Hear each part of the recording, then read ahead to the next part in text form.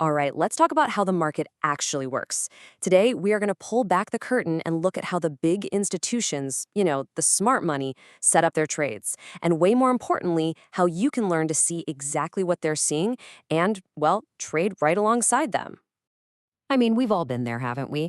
You see what looks like the perfect setup, you put in your buy order, feeling confident, and then you just watch as the price dips down just far enough to tag your stop loss, and then, like clockwork, it rockets up in the exact direction you predicted.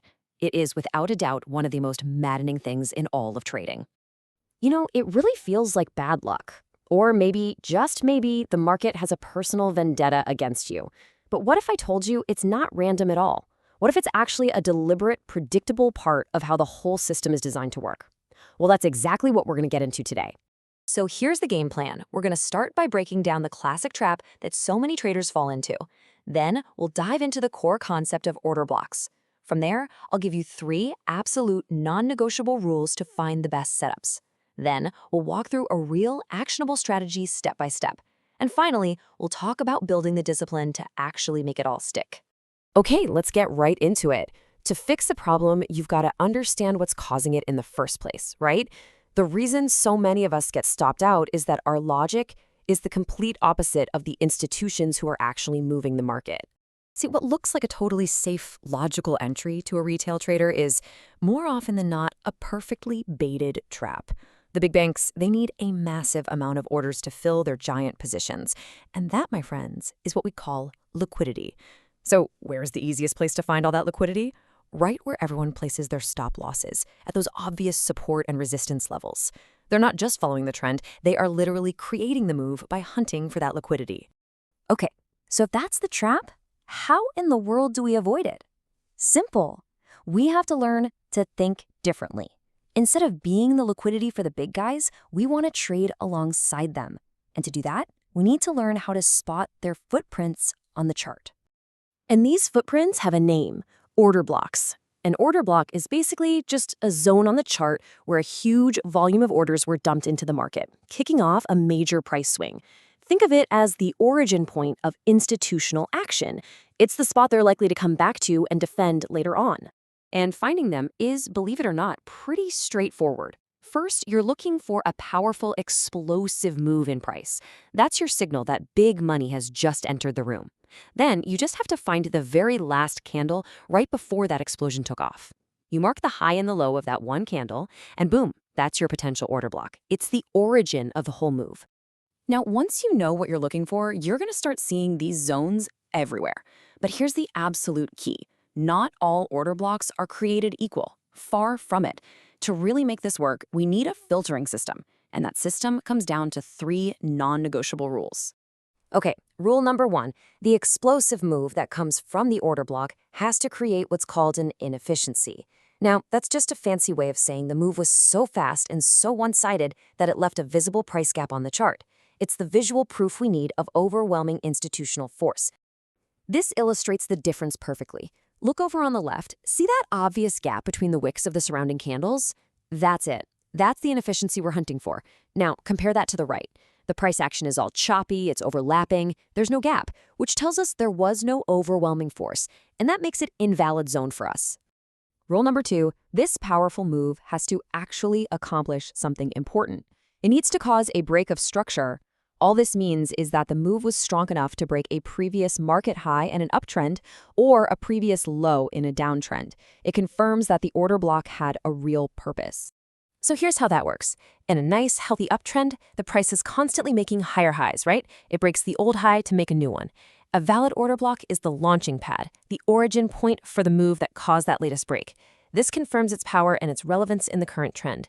We're looking for the origin point that actually proved its strength. And the final rule is the simplest, but it might be the most important one. The order block has to be unmitigated. This just means that price has not returned to it since it was first created. Think of it like a gas station. Once all the cars have come through and filled up their tanks, the station is empty. We only want to trade from fresh, full stations. This is so crucial. On the left, you can see that after the zone was made, price just took off and never looked back. That zone is fresh. It's still full of orders. But on the right, you see how a candle wick dipped right back into the zone? That zone has been mitigated. It's been used up. The institutional orders have probably been filled. And for what we're doing, it is no longer valid. All right, so we've got the concept and we've got our 3 critical rules. Now, let's put it all together into a complete step-by-step trading plan. We're going to use what's called a top-down analysis, starting with a big picture and then zooming way in for a precision strike. So here is the 5-step process. First, we figure out the overall trend on a higher time frame, something like the 4-hour or the 1-hour chart.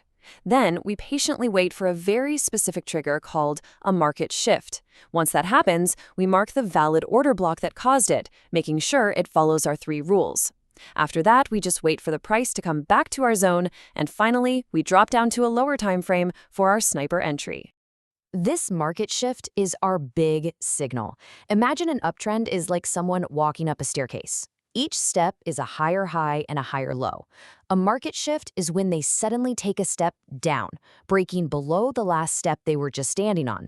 It's the very first warning sign that the climb up might be over, and it's our cue to start looking for a sell. Now, here's the part that really gives the strategy its power.